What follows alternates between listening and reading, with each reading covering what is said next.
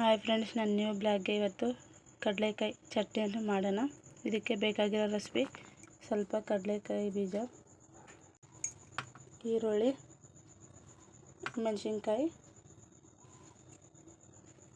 Tomato,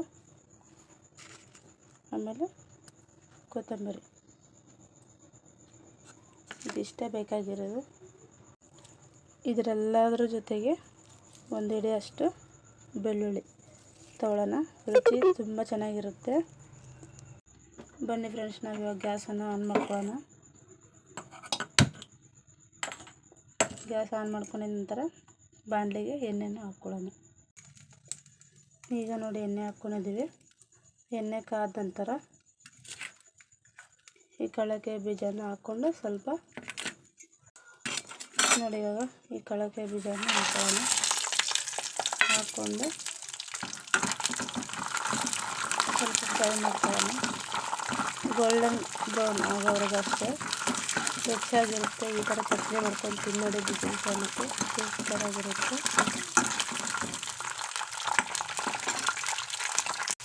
ನೋಡಿ, ಈ ರೀತಿ ಕಲರ್ ಬಂದರೆ ಸಾಕು. ಈ ರೀತಿ ಕಲರ್ ಬಂದಿದ ನಂತರ ಇದನ್ನು ಒಂದು ಪಕ್ಕಕ್ಕೆ ಪ್ಲೇಟಲ್ಲಿ ಟ್ರಾನ್ಸ್ಫರ್ ಮಾಡ್ಕೊಳ್ಳೋಣ. ಇಷ್ಟಾದರೆ ಸಾಕು. ಜಾಸ್ತಿ ಮಾಡಿದ್ರೆ ಫುಲ್ಲು ಕಪ್ಪು ಕಲರ್ ಆಗಿಬಿಡುತ್ತೆ. ಇದನ್ನು ಇವಾಗ ಒಂದು ಪ್ಲೇಟ್ಗೆ ಟ್ರಾನ್ಸ್ಫರ್ ಮಾಡ್ಕೊತೀನಿ.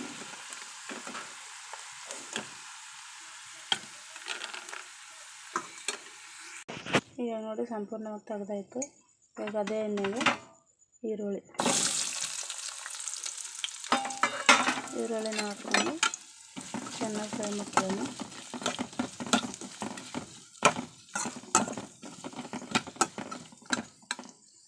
ನೋಡಿ, ಎಷ್ಟು ಫ್ರೈ ಆದ ನಂತರ ಹಸಿಮೆಣಸಿನ್ಕಾಯನ್ನು ಹಾಕ್ಕೊಳ್ಳೋಣ.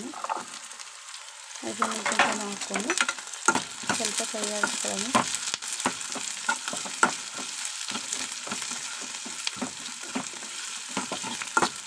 ಫ್ರೈ ಆಡಿಸ್ಕೊಂಡಾಗ ಒಂದು 10 ನಿಮಿಷ. ಇವಾಗ ನಾನು ಇದಕ್ಕೆ ಬೆಳ್ಳುಳ್ಳಿನ ಹಾಕ್ಕೊತಾ ಇದ್ದೀನಿ. ನಿಮಗೆ ಬೇಕಾದರೆ ಸಿಪ್ಪೆನ ತೆಗೆದುಬಿಟ್ಟು ಹಾಕ್ಕೋಬೋದು. ನಾನು ಸಿಪ್ಪೆ ಸಮೇತನೇ ಹಾಕ್ತಾಯಿದ್ದೀನಿ. ಚೆನ್ನಾಗಿರುತ್ತೆ. ನಿಮಗೆ ಯಾವ ರೀತಿ ಬೇಕೋ ಆ ರೀತಿ ಹಾಕ್ಕೊಳ್ಳಿ, ನಿಮ್ಮ ಇಷ್ಟ. ಇದನ್ನು ಸ್ವಲ್ಪ ಫ್ರೈ ಆಡಿಸ್ಕೊಂಡು ನಂತರ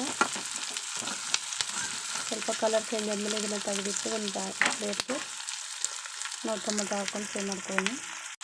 ನೋಡಿ, ಈ ರೀತಿ ಬ್ರೌನ್ ಕಲರಲ್ಲಿ ಆದರೆ ಸಾಕು. ಸ್ವಲ್ಪ ಇದನ್ನು ನಾವು ಇವಾಗ ಒಂದು ಬಟ್ಲಿಗೆ ಟ್ರಾನ್ಸ್ಫರ್ ಮಾಡ್ಕೊಳ್ಳೋಣ.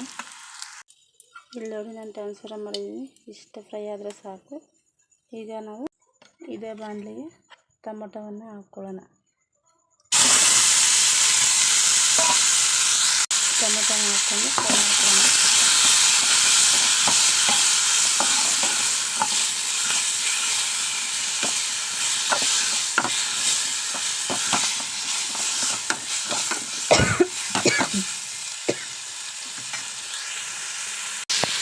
ಇವಾಗ ಇದಕ್ಕೆ ನಾನು ಸ್ವಲ್ಪ ಉಪ್ಪನ್ನು ಹಾಕ್ತಾಯಿದ್ದೀನಿ, ಜಲ್ದಿ ಮ್ಯಾಶ್ ಆಗಲಿ ಅಂತ ಹೇಳಿ.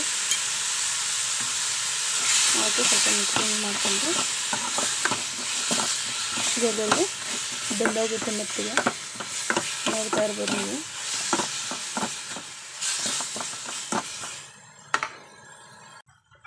ನೋಡಿ, ಇಷ್ಟು ಫ್ರೈ ಆದರೆ ಸಾಕು. ನೋಡ್ತಾ ಇದ್ದೀರಲ್ಲ, ಇಷ್ಟು ಫ್ರೈ ಆದ ನಂತರ ಆಯಿತು, ಎಲ್ಲ ಚಟ್ನಿಗೆ ರೆಡಿ ಆದಂಗೆ. ಇವಾಗ ನಾವು ಇದನ್ನು ಒಂದು ಪ್ಲೇಟ್ಗೆ ಟ್ರಾನ್ಸ್ಫರ್ ಮಾಡ್ಕೊಳ್ಳೋಣ. ನೋಡಿ ಫ್ರೆಂಡ್ಸ್, ನಾವು ಈಗಾಗಲೇ ಹುರಿದಿಟ್ಕೊಂಡಿರೋದು ಎಲ್ಲದನ್ನು ಒಂದು ಪ್ಲೇಟ್ಗೆ ಟ್ರಾನ್ಸ್ಫರ್ ಮಾಡಾಯಿತು. ಇದು ಬಿಸಿ ಇದ್ದಾಗ ಹಾಕಿದ್ರೆ ಮಿಕ್ಸಿ ಹಾಳೋಗುತ್ತೆ. ಅದಕ್ಕೆ ಪ್ಲೇಟಲ್ಲಿ ಇದನ್ನೆಲ್ಲ ತಣ್ಣಗಾಗಲಿಕ್ಕೆ ಬಿಟ್ಟಿದ್ದೀನಿ. ಆಮೇಲೆ ಮಿಕ್ಸಿಗೆ ಹಾಕ್ಕೊಳ್ಳೋಣ. ಇದನ್ನು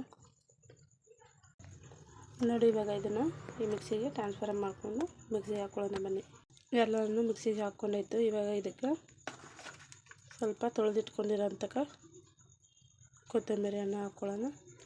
ಇದೆಲ್ಲ ಹಾಕ್ಕೊಂಡಿದ ನಂತರ ಮಿಕ್ಸಿಗೆ ಹಾಕಿ ನಿಮಗೆ ತೋರಿಸ್ತೀನಿ. ಇವಾಗ ಇದಕ್ಕೆ ಸ್ವಲ್ಪ ಉಪ್ಪನ್ನು ಹಾಕ್ಕೊಂಡಿದ್ದೀನಿ. ನಿಮಗೆ ಎಷ್ಟು ಬೇಕೋ ಅಷ್ಟು ಸೇರಿಸ್ಕೊಳ್ಳಿ. ನಾನು ಎಷ್ಟು ಬೇಕೋ ಅಷ್ಟು ನಾನು ಹಾಕ್ಕೊಂಡಿದ್ದೀನಿ. ಇವಾಗ ಇದನ್ನು ಮಿಕ್ಸಿಗೆ ಹಾಕ್ಕೊಂಡು ತೋರಿಸ್ತೀನಿ. ಬನ್ನಿ.